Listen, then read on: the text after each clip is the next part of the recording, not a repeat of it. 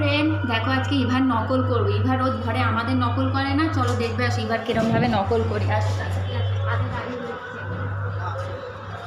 কি করছো? এই তো চুল শুকাচ্ছি। এই দাঁড়িয়ে রয়েছি। জোরে কি করবো? তুমি আমার নকল করছো? ভাল লাগে না। যাই তো, ভাল লাগে না। মা তুমি আমার নকল করছো? ভাল লাগে না, যাই তো। দাঁড়িয়ে পড়ি।